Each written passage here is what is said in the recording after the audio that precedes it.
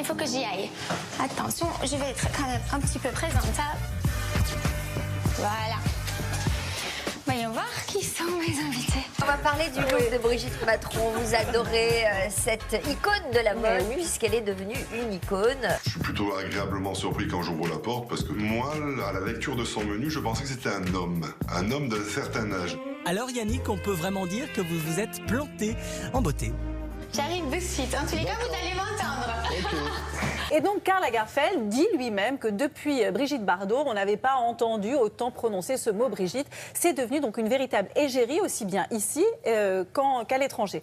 Carla Bruni-Sarkozy, Claudia Schiffer, Naomi Campbell, Cindy Crawford et Helena Christensen figées telles des statues sur leur podium. Alors, ce qui est intéressant, Sophie Fontanelle, par exemple, disait qu'elle a commis quelques erreurs de look. Alors, sont vraiment des erreurs parce qu'elle porte très court. Et en fait, on constate... Elle a de tellement jolies jambes, c'est dommage de les cacher. Vous avez bien raison, elle a de très belles jambes. T'es prête à tout pour ton chantier ou photo? Ah ben, moi je suis battle à fond. Ouais, le battle à fond. Ouais, ah ouais, mais toi t'y vas, quoi, tu perds pas de temps. Tu me dis, ouais, là devant moi, tu vas tout donner sur le shooting photo.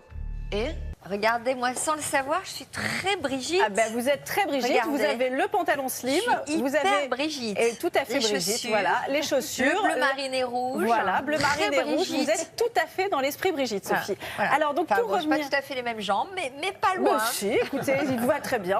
C'est pas... Ouais, là, je dis le contraire, mais c'est pas ce qu'elle disait avant avec Anthony. C'est pas ce qu'elle disait avant avec Anthony. Elle a dit, elle va se donner à fond. Tu disais, vas-y, va ta... Je vais aller m'amuser avec les filles. C'est ce que tu disais.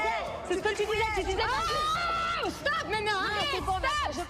Samedi, Nicolas Dupont-Aignan, qui était l'invité de Salut les Terriens sur C8, il est notamment revenu sur les propos de Stéphane Guillon, qui s'était moqué du décès de sa mère. Et vous allez voir, l'ancien candidat à la présidentielle ne mâche pas ses mots contre le pseudo-humoriste. Bon, on teste. C'est assez étonnant de voir un homme politique qui dit si je le vois, je le bute. Mais effectivement, on peut comprendre parce que franchement, sa mère était décédée 2 ou 3 jours avant. Oui, puis c'était la campagne présidentielle. Nicolas Dupont-Aignan donnait beaucoup, donc c'était peut-être bon, moyen comme humour. Ouais, c'était Guillon, quoi. En fait, c'était pour tester la chaise d'eau. Je vous présente Daniel.